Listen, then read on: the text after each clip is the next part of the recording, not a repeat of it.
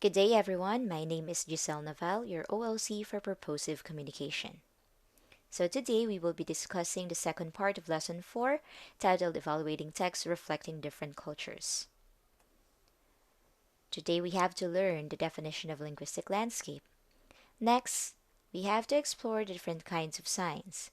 And lastly, we need to reinforce our knowledge from the last lesson on how to evaluate messages reflecting different cultures. In evaluating messages reflecting different cultures, we do not only consider the language, the cultural meanings, but we also need to be aware of the different signs and symbols. So, traffic signs, road signs, signs in establishments, they would send us a message. Not to mention the icons of different social media apps and icons of other establishments, other things. They would also communicate a meaning to us. Let's start with the definition of linguistic landscape. It is the displayed message in a particular space. So, what is that space? An example here is a billboard, an advertisement, and other signs. So, there must be a space, there must be a certain, surface, perhaps, wherein the message can be seen, just like in a billboard, just like in an advertisement. Well, the space can either be physical or digital because of technological advancement now and modernization. We have a lot of materials in the digital space. And for a fact, do you know that even tattoos can be under linguistic landscape? This space would be the skin of a person, and you can see there whatever is tattooed on the skin, it would send, and there is a displayed message on that space. So when we're talking about the linguistic landscape, it is only fair to discuss about the different kinds of signs. So these are the most common ones. First, we have the regulatory signs. Traffic signs, road signs, they fall under the regulatory signs. So what are regulatory signs? From the word regulate, these signs tend to control and influence the behavior and action of a person. Yes, at first it will inform someone about something. Then there is an implied meaning to instruct that person to follow something. For example, we have the speed limit 75 kilometers per hour.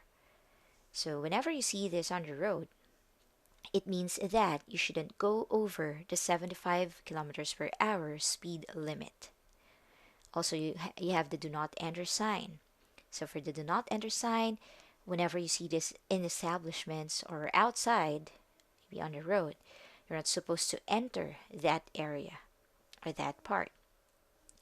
Next, we have here a little boy with a sign. He's holding a sign and he's doing that hand gesture, meaning stop, right? And then last, we have the no parking anytime on both sides sign. So upon seeing signs like this, you'll first be given an information. Alright, I understand. In this part, you are not allowed to park. Now, you will of course follow whatever was stated in the information. Okay, so I am not going to park here. So that's how regulatory signs work. Next, we have the commercial signs. So commercial signs, on the other hand, can be signs we find for fast food chains like McDonald's, and other examples would be, famous in the Philippines, we have Jollibee. So these are lighted. We have to call the attention and to emphasize that this certain establishment is here. We also have tags like the sale tag and also discount tags. These also fall under the commercial signs. We also have logos of retail stores or service providers. These would also fall under commercial signs. Now, if the regulatory signs would have that information and also an implied meaning to instruct the people who'd be seeing the signs, for commercial signs, aside from the information that they will be getting, especially about the discounts, these would also aim to persuade people to go and try or avail the service or try the product. Therefore, commercial signs are persuasive. Right. Let's take a quick review of what we learned last time about the different guide questions in evaluating the messages of materials. So the first question is, what is the message of the image? Followed by, what is the purpose of the image? Next, how is the message in the image conveyed? Then, who is the target audience? And lastly, what are the other ways of presenting the text or image? Right. So the first question, what is the message of the image? So we have here a road sign. Okay, if you're familiar with it, this is about the pedestrian lane. So those lines below, and then we have the graphic of a human walking on the lines. So this pertains to the pedestrian lane. So if you see this in an area, it means the pedestrian lane is there. Now, what is the purpose of the image? It aims to inform people that the pedestrian lane is there, and it also kind of illustrates what should be done when there is a pedestrian lane. It's something that you use, it's where you go if you want to cross the street. Right. Next, we have how is the message in the image conveyed? So we have different elements here. We have the graphic of that human. We also have the lines below, which would represent the pedestrian lane, and also the triangular shape and the color red. So all of these things work together. Say the red color to get the attention. It can be an alert, it can be a reminder for people whenever they see this, right? And then the illustration below about the lane, the pedestrian lane. And it's like a demonstration in that image. What should be done when there is a pedestrian lane? So that's how the message was conveyed in this image.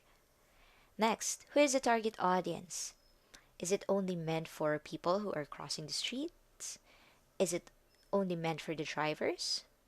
Or for both? Alright, so basically, it's for everyone.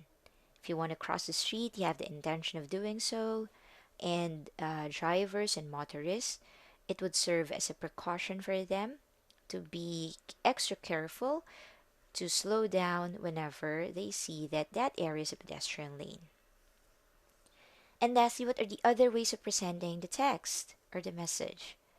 Perhaps words can be added. It might not be too familiar with others. Say, what are those lines? So just to be more clear, or to be clearer, we need to add some words, say pedestrian lane, and that would be enough. There you have it, using again the different guide questions on how to evaluate the messages in text or images that would reflect different cultures. Next, as an additional, we have the transgressive signs. So transgressive signs are special in a way that the first time they were put out in there, no permission from authorities were asked, or no permission from the authorities was asked, right? But then, at some point, they would be acknowledged, say, as a work of art. Like in the example here, we have the graffiti. So, if you would scrutinize it, these are like violations because they are like vandalisms on the wall. But upon looking at them collectively, all the colors and how all the elements work together, they are really artsy. So when if authorities already acknowledge them as a work of art, then these now are turned into transgressive signs. So again, at first, the first time they were put up there, no permission was asked from any authority. But later on, when they are acknowledged by the authority as like a work of art, therefore, those are no longer considered as violations, like vandalism perhaps. Alright, so we learned about the different kinds of signs, and we also learned about the definition of linguistic landscape.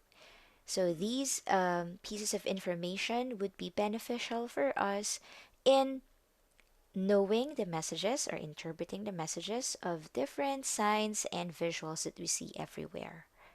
When we know how to get their meanings, when we understand them correctly, we would know how to use them. And we could also explain them to others who are not able to understand, therefore increasing their awareness and knowledge. That's it for today. Have a nice day. Thank you for listening.